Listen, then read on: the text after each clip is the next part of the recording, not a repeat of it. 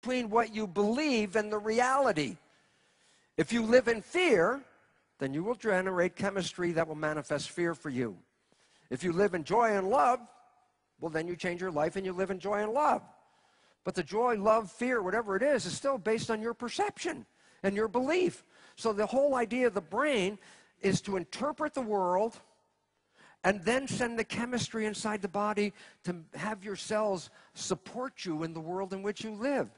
So the cells don't know what. My liver cell right now is buried in here trying to digest something I just ate, and it says, what's going on in the world? The liver cell says, I have no idea what's going on in the world out there. But I'll get some information because the nervous system will tell me what's going on in the world. So my nervous system's function is to read the environment, interpret it, and then tell my cells, what must they do? If I misread the environment, I misinterpret the environment, then I send the wrong information to my cells. And we've been programmed to totally misperceive the environment. We've been so programmed we don't even know who we are. And the whole idea is, so where'd you get this programming from? Well, the programming comes from the mind. And I say, well, there's two parts to the mind. And they work together, but they're not the same. And this is very critical because we've generally put the two together and said one mind. I go, no, you have two minds. A conscious mind, which is associated with what is called the prefrontal cortex, a lobe of neural tissue right behind your forehead. That's the latest evolution of the brain. Before that evolution, the rest of the brain would constitute the subconscious. So we have a conscious part up in the front, and the big part of the brain is the subconscious. I say, guess what? They have two totally different functions and way of operating. And this is the critical piece you need to know about your life. And it goes like this. The conscious mind is the seat of your uniqueness. The conscious mind is you. The conscious mind is connected to your source. The conscious mind is the seat of your spirit and your body. Your personal identity is in that conscious mind. Conscious mind is the fabulous mind. You know why? It's creative. It's the creative mind. I ask you, what do you want out of your life? And you can give me a creative answer. I want to be healthy. I want to be happy. I want to be successful. I go, great. That's a great creation. Where's that thought coming from? Conscious mind. Connected to who you are and what you really want. And I go, well, so what is the function of the conscious mind? Well, it has your wishes, desires, and your aspirations. What do you want out of life? Your conscious mind's going to feed you and tell you what you want. Because that's you. This is what I want. And it's also the seat of, and don't use it in a negative way, positive thinking. Because positive thinking is creative thinking. I go, well, this is cool. This is the function of the conscious mind. I say, so what is the subconscious mind? A totally different animal.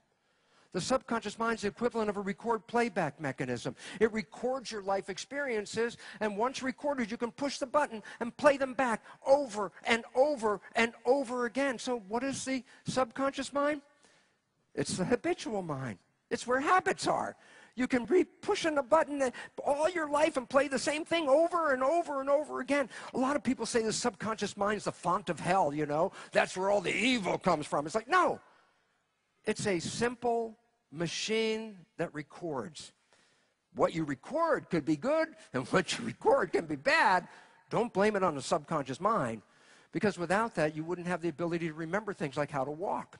If you didn't have a subconscious mind, you wanted to go home, I would have said you should have started about 2 days ago if you wanted to get home, because you wouldn't know how to stand up even. So the subconscious mind is a powerful ally because it gives us an opportunity, once we learn, not to have to learn it every day. Over and over again. So what is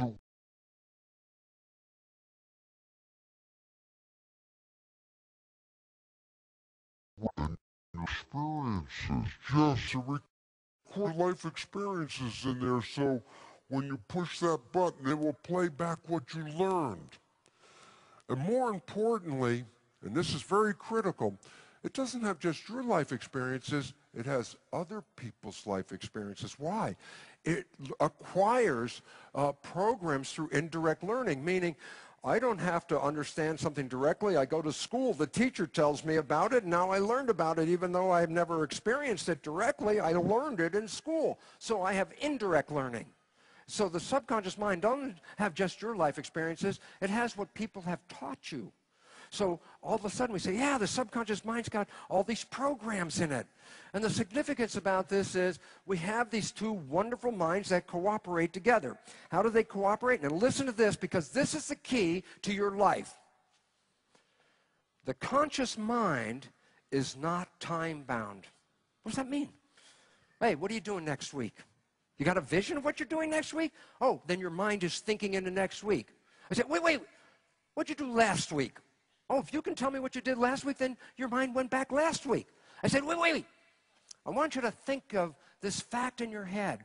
And what will your conscious mind do? Stop looking at the world and go up in your head and start thinking.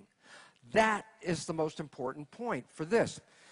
The conscious mind not being time-bound means that it travels.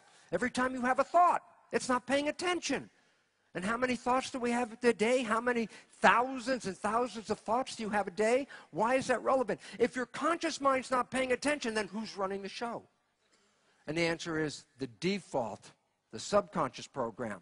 I go, well, what's interesting about that? Well, the subconscious program lives only in the present moment.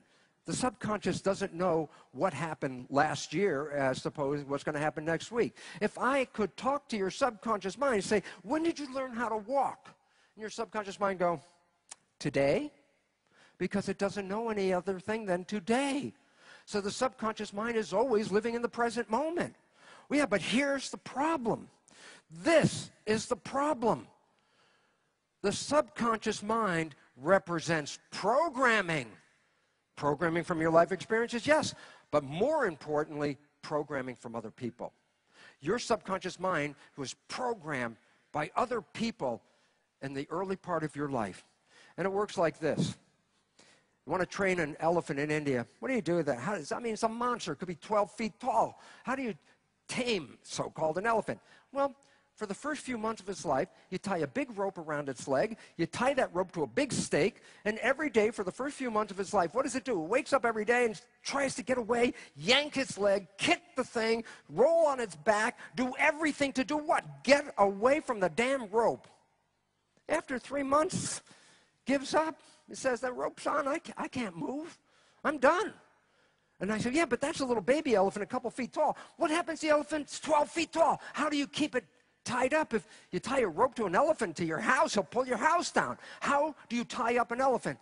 The joke? You just put the rope on its leg. You don't even tie it to a stake. Once the rope is on its leg, the habit kicks in and says, oh, rope on leg, cannot move. There's a monster standing there with a rope that's not even tied to anything, and it's totally disempowered. The relevance? We are all like that elephant. We've been programmed in the early part of our lives to have ropes around our legs to tie us down, and we believe we are limited because we have these ropes. I said, where do the ropes come from? I said, well, look at the development of the brain. Now, here's an important part. When you put wires on a person's head and you read what is called EEG, you're reading brain function and brain activity, okay? And I go, really cool. And as an adult, you have a whole range of different vibrational levels. From the lowest level, delta, which is sleeping. The next higher level of vibration is called theta, which is when you're waking up in the morning and you're half awake and half asleep. Twilight reverie, it's called.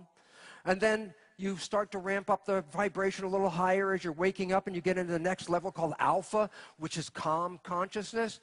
And by the time you put the key in the ignition and you're driving off to work, you ramp up to the next higher level called beta, which is focused consciousness. Adults have the whole range of activity, but guess what? Kids don't. Kids start off at the lowest level, and then over time ramp up to a higher level, and then to a higher level. The first year or so of a child's life, it's in delta, the lowest vibration. Partially because it spends most of its time sleeping, but also because a child at this age has a nervous system that can take information in, but doesn't have a nervous system that can coordinate a response out.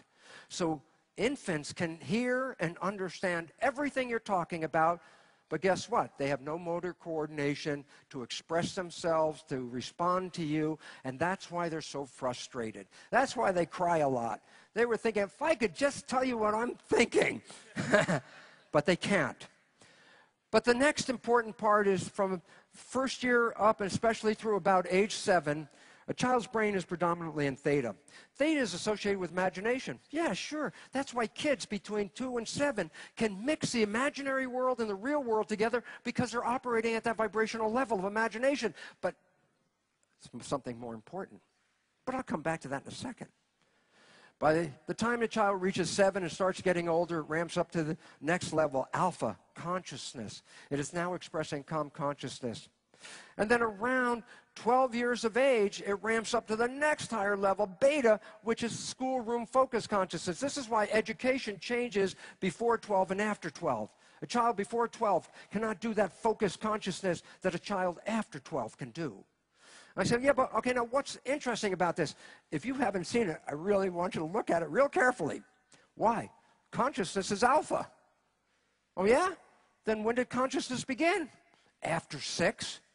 Then what happened before 6? It's called the programmable state for a very simple reason. Very simple reason. Theta is hypnosis. For the first 6 years of your life, everything you observe is directly downloaded into the subconscious as programs. It doesn't go through consciousness. It's not filtered by belief. It's strictly recorded exactly as seen. This is not an accident. Nature didn't do this to punish you. Nature did this to help you. Why? Well, it can only give you so much information through genetics. The rest of it you have to learn. Yeah, but how can you learn if your conscious mind's thinking, you're a kid, and you're a parent trying to tell the kid, here's 1,000 rules you need to learn today about being a part of society. The kid, after first rule, says, why? Why? And all of a sudden you realize you're never going to get to rule 2. So nature eliminates the problem. Nature says, good. You don't have to have the child worry about it. Everything you say is going to be downloaded, and it becomes a program. So a child observes its mother, its father, its family, its community, its culture, and observes them. The observations go straight down into the subconscious and become behavioral programs. And all of a sudden you start saying, oh my God, this is where we get enculturated. How do I live in a culture? How do I know how to speak to a policeman separate than a kid? Because I saw my father talk to a policeman totally different than when he talked to a kid. And I started to see how my father's behaviors were. And the consequence was I downloaded my father's behavior. And all of a sudden I have these in my subconscious mind. And here's the critical part that I really want parents to understand.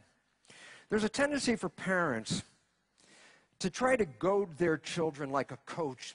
They say, you can get out there and work harder. Come on, go out there. You can strive. You can work harder. How do we say that to a kid? Well, we say, oh, that's not good enough. I say, who do you think you are? You don't deserve that. You're not that smart. I'm not meaning to do that to punish my child. I'm thinking if I say those things, maybe my child will make a better effort. So we're out there like coaches as parents telling our kids things. And they say, I say, well, what does that mean? I said, but the child doesn't have consciousness. It's just recording what you just said. And all of a sudden you realize this is where we get our self-identity. Who am I? It's not controlled by who I believe I am. I'm controlled by what other people tell me who I am. You're a good kid. You're a bad kid. You're not that smart. And all of a sudden you start to realize the number of negative things that parents say without realizing that the child's just recording everything they say. I say, why is that important? Because once that program's in the subconscious, it's always there. And all of a sudden you start to say, oh my goodness, what did I program my child with? Self-love? Self-esteem? Absolutely not. The largest portion of all of us in this world lack self-love. Why? Because we were criticized. And when you're criticized as a child and that's recorded, then you become critical of yourself. And if you're critical of yourself, how can you love yourself? All of a sudden we lost who we are. We lost our love. We become programmed by these beliefs.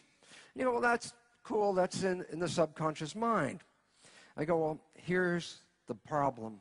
This is the problem. The secret mind, how your unconscious shapes your reality. Why? As it says, according to cognitive neuroscientists, we are conscious of only about 5% of our cognitive activity, meaning only 5% of the time are you controlling your life with your conscious mind. I say, yeah, but why is that relevant? The conscious mind has your wishes and desires in it. 5% of the day, you're moving toward what you want. What happens the other 95% of the day? Your mind's thinking. It's not paying attention. When it's not paying attention, you default